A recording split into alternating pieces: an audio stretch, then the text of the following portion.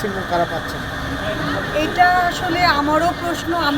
আমিও অনেককে দেখি অ্যাওয়ার্ড পাচ্ছে, বাট আমি তার যেমন প্রোফাইল দেখি, আমি তার কোনো কাজ দেখি না। এবং হয়তো বা দেখা গিয়েছে যে সে একটা কোনো রিয়েলিটি শোতে জাস্ট কোনো একটা পজিশনে ছিল, ওইটাই তার ছবি, ওইটাই তার প্রোফাইল, এরপর আর কোনো কাজ নাই, বাট ও অ্যাওয়ার্ড পাচ্ছে। তো আমিও এরকম মানে আমিও দেখি আপনাদের মতো। আচ্ছা আচ্ছা, আপু এই পুরস্কার কি টাকা দিয়ে কিনে নেয়? আপনি কি মনে করেন? ভাইয়া আপনি বাংলাদেশে থাকেন, আমিও থাকি, বিভিন্ন ক্যাটাগরিতে বিভিন্ন রকম ব্যবসা তো আছে, হ্যাঁ। আর এখানে যেটা হয় সেখানে কিন্তু এই যে লাবণ্য যে অ্যাওয়ার্ডটা, এখানে কিন্তু আসলে টাকা পয়সার বিনিময়ে অ্যাওয়ার্ড দেয় না। যারা আমরা নতুন কাজ করছি এবং যারা পুরানো আছে, যেমন পলি আপু আসছে, বাইশ আপু আসছে, ওনাদেরকে কে চিনে না, ওনাদেরকে তো অবশ্যই। আর যেমন আমরা নতুন কাজ করি এবং আমাদের কাজটাকে একটু ভালো করার জন্য আমাদেরকে আসলে এই যে এরকম একটা অ্যাওয়ার্ড দেয়, তখন মনে হয় যে নিজেকে আরও ফিট রাখি এবং আরও ভালো কাজ করি। আচ্ছা আপু, আরেকটা বিষয় হচ্ছে আপনি যে ড্রেসটা পরছেন এটার দাম কত? আমার ড্রেসের দাম খুব সামান্য।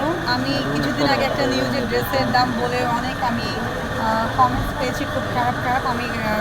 আমি দামটা বলতে চাই না। আছে একটা গেস আইডিয়া করেন। দিয়ে দেন, আইডিয়া। কত হবে? 500 1000 এমন হবে, আর বেশি কি হবে? আপনি যে ড্রেস পরে আছেন কত প্রাইস? 500 টাকা? 500 হতে পারে, 1000 হতে পারে, এর বেশি হবে না। 500 1,000 আপনার ভক্তরা বা যারা আপনাকে ভালোবাসে তারা তো কেউ বিশ্বাস করবেন না, আপনাকে তো মানতে চাইবেন না। ভাইয়া মানে এই কম দামের মধ্যে, এই হয়তো বা আমি অ্যাকোরেট দামটা বলছি না, এরকম হবে, খুব বেশি হবে না। আচ্ছা, আরেকটা বিষয় হচ্ছে এই ড্রেস, তার বিষয়টা আদালত পর্যন্ত গড়িয়েছে মারিয়া প্রেমের যে ঘটনাটা, এই বিষয়টা আপনার শিল্পী হিসেবে কীভাবে দেখেন? 9 জনের নামে আসলে নিউজটা আছে সেলিব্রিটি থেকে, এবং সেখানে ফুটেজ আমাকেও দিয়েছে, এবং আমি এটা আসলে আমার নামে নোটিশ আসে নাই, বাট আমিও হয়রানির শিকার হয়েছি। কারণ আমাদের অনেকই কাছের মানুষ এখন আমাকে দেখছে এই ভিডিওটাতে এবং নিউজে, তো আমিও এটাতে খুব হয়রানি হয়েছি। আর আপনি বললেন যে আসলে কি বিষয়টা কীভাবে দেখব, বিষয়টাকে আসলে এই পর্যন্ত আমার মনে হয় না যাওয়ার কিছু ছিল, বাট এখন বিজ্ঞ যারা ছিল তারা কেন এটা নোটিশটা দিল আমি নিজেও জানি না। আপনি এটা কিভাবে দেখতেছেন? আমি আসলে পজিটিভভাবে দেখছি না, কারণ আপনি দেখেন ভাইয়া, একটা সব জায়গাতে রুল থাকে, রুল যখন আমরা ভঙ্গ করব তখন আপনারা আমাকে একটা একটা আইনের ইতে নিয়ে আসবেন। ওখানে কিন্তু সেলিব্রিটি ক্রিকেট কোনো নিয়ম ছিল না। আচ্ছা আচ্ছা, আপনার নামে যে আইনি নোটিশটা গেল, এজন্য কি আপনার কাজ কি? আমি আমার কাজ ভালো আছে এবং আমি এই কারণে আমি সরেও যাইনি।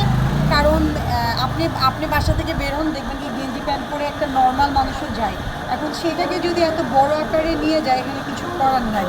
আচ্ছা আপু, আমি একটা বিষয় জানতে চাই যে সেলিব্রিটি ক্রিকেটের যে পোশাক নিয়ে যে কাণ্ডটা হলো বা তুললো বা আইনি নোটিশ আসলো, আসলে আপনি কি মনে করেন একজন মডেল হিসাবে, যে আসলে কি ওইখানে যে পোশাকগুলো পরিধান করা হয়েছে সেটা আসলে ঠিক ছিল না ভুল ছিল? না, আমি প্রথমে যিনি এটা বিরোধিতা করেছেন ওনাকে আমি সম্মান করি, ওনার বিষয়ে আমি কথা বলবো না, বাট আমি আমার পার্সোনাল মতামত যেটা আপনি জানতে চেয়েছেন, আমার কাছে মনে হচ্ছে খুবই ক্যাজুয়াল একটা ড্রেস। আমি যেদিকে উদ্বোধনের দিন গিয়েছি, আমি জাস্ট বল নিয়ে প্র্যাকটিস করছি, ওখানেও আমাকে খুব বাজেভাবে তুলে ধরা হয়েছে, এবং মারিয়া মিম আছে, নীলা ছিল, আরও অনেকে আছে, 9 জনের নামে কথা বলছে। তা আমার কাছে মনে হয় এটা খুবই স্বাভাবিক ছিল। আচ্ছা, আপনি